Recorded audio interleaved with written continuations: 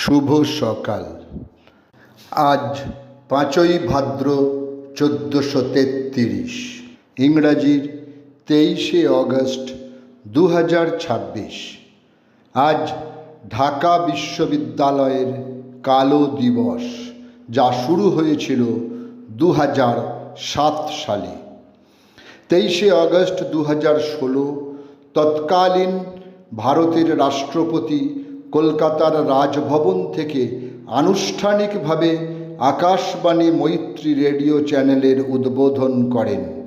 এটি একটি বহুদেশীয় radio station. 23শে August 1852 Howrah জেলার সাঁতরাগাছিতে জন্মগ্রহণ করেন ভারতবর্ষের একজন খ্যাতনামা চিকিৎসক রাধা গোবিন্দ কর। তাঁর ভাই রাধা মাধব কর ছিলেন একজন বিখ্যাত চিকিৎসক ও সফল নাট্য ব্যক্তিত্ব। The Calcutta medical school and college of physician and science of Bengal 5ই জুলাই 1916 বেলগাছিয়া মেডিকেল কলেজ নামে উদ্বোধন করা হয় এবং এর প্রথম সম্পাদক নির্বাচিত হন ডাক্তার রাধা গোবিন্দ কর। বর্তমানে এই হাসপাতালটির নাম রাধা গোবিন্দ কর হাসপাতাল বা R G. Kar medical college and hospital.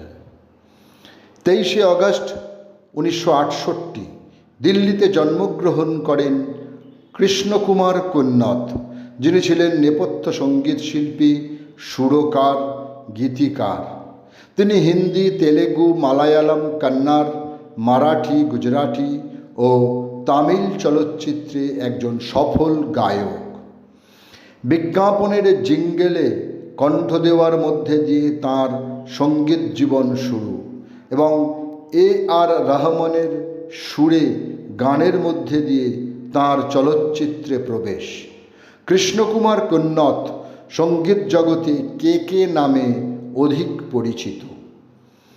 1886 আজকের দিনে মধ্যপ্রদেশের সাতনায় মৃত্যু হয় শিক্ষাবিদ, সাংবাদিক ও সমাজসেবক পণ্ডিত দ্বারকানাথ বিদ্যাভূষণের। তাঁর ভাগ্নে শিবনাথ শাস্ত্রী লেখা রামতনু লাহিড়ী ও তৎকালীন বঙ্গ সমাজ গ্রন্থে মাতুল সম্পর্কে লিখেছেন, রাত 11টার সময় শয়ন করতে যাবার সময় দেখিয়াছি তিনি কার্যে মগ্ন আছেন। রাত্রি 4টার সময় উঠিয়া দেখিয়াছি তিনি কার্যে মগ্ন আছেন। আমার বয়সের মধ্যে প্রত্যুষে উঠিয়া তাহাকে কখনো ঘুমাইতে দেখিয়াছি, এইরূপ মনে হয় না। পুরুষোত্তম ও Rabindranath, Rammohan Roy and his works, some aspects of modern journalism in India প্রভৃতি গ্রন্থের লেখক অমল হোমের আজ মৃত্যুদিন। সময়টা 1975। তিনি ছিলেন একজন সাংবাদিক ও সাহিত্যিক এবং রবীন্দ্রনাথ ঠাকুরের স্নেহধন্য। রবীন্দ্রনাথ ঠাকুরের বহু অপ্রকাশিত খুঁটিনাটি বিষয়ের তিনি ছিলেন অথরিটি এবং কবির বহু অপ্রকাশিত চিঠিপত্র ও তথ্যের সংগ্রহ তাঁর নিজস্ব সম্পদরূপে সংরক্ষিত ছিল।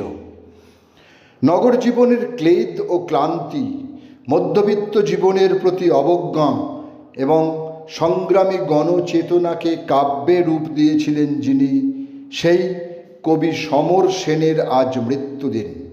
সময়টা 1987।